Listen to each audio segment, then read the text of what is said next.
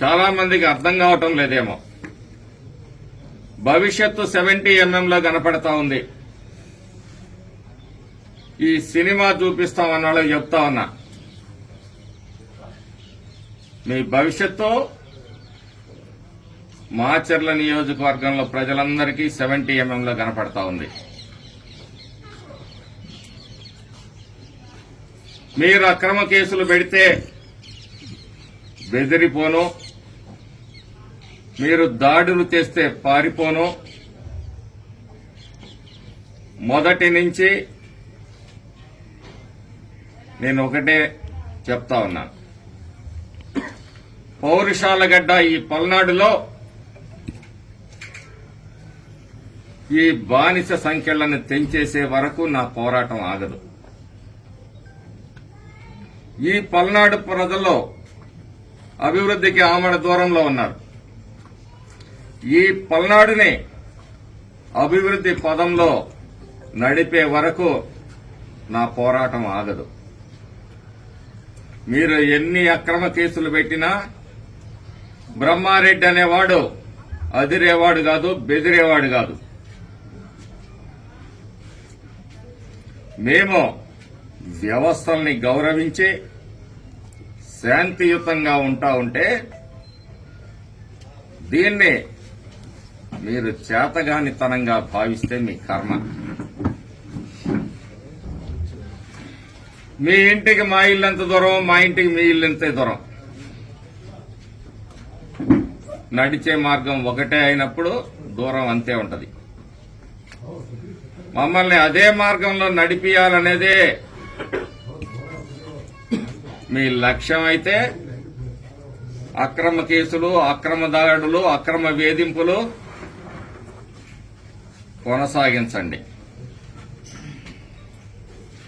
కొద్దిమంది వైసీపీ నాయకులు అమాయకములైన ప్రజల్ని మభ్యపెట్టి వాళ్ల పబ్బాలు గడుపుకుంటూ కోట్లకి పడగెత్తారు. రేపు ఎవరైతే వెనుకున్నారో వాళ్ళని బలి చేసి ప్రభుత్వం మారిన తర్వాత వాళ్ళు ఈ రాష్ట్రం వదిలిపెట్టి పోవటానికి ప్లాన్ సిద్ధం చేసుకునే, పథకాలని సిద్ధం చేసుకునే ఇవన్నీ చేస్తా ఉన్నారు.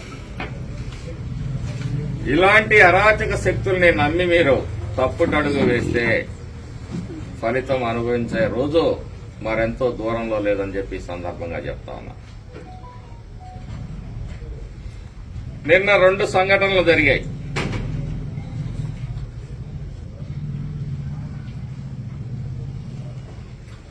ఒకటి, మేము పాలువాయి గ్రామానికి ఒక పరామర్శకు వెళ్తా ఉంటే బస్సుని, ఒక లారీని క్రాస్ చేసే సమయంలో మా బండి క్రాస్ అయిన తర్వాత వెనక బండికి ఆటో ఒక మూల తగిలింది.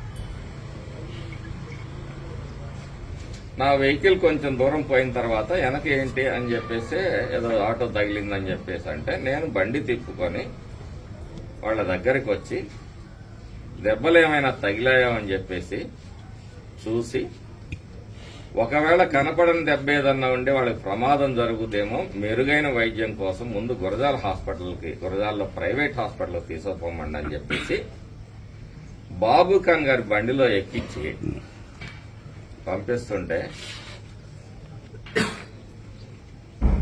అక్కడ జగన్మోహన్ రెడ్డి గారి పుట్టినరోజు వేడుకలు జరుపుకుంటూ మందు తాగిన కొంతమంది వ్యక్తులు బండిని అడ్డగించి దాడి చేస్తా ఉంటే దాన్ని ఒక కథగా సృష్టించారు.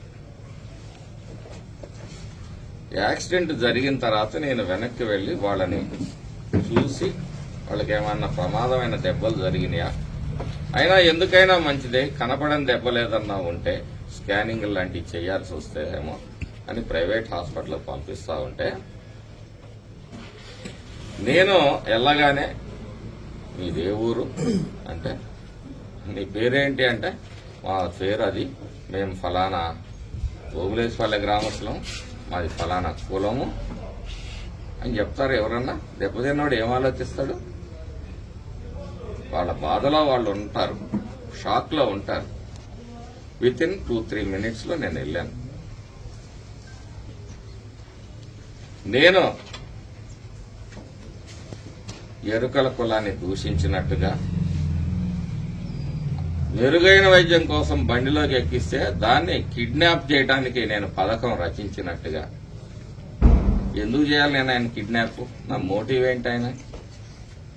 అతను ఎవరో నాకు తెలియదు. అతను కిడ్నాప్ చేసి నేనేం సాధిస్తాను? అసలు కిడ్నాప్ చేయాల్సిన అవసరం నాకేముంది? అంత మాత్రం కూడా ఇంగిత జ్ఞానం లేదా? తప్పుడు కేసులు పెట్టే తప్పుడు నా కొడుకులకి. మొట్టమొదటిసారిగా ఈ భాష వాడుతున్నా.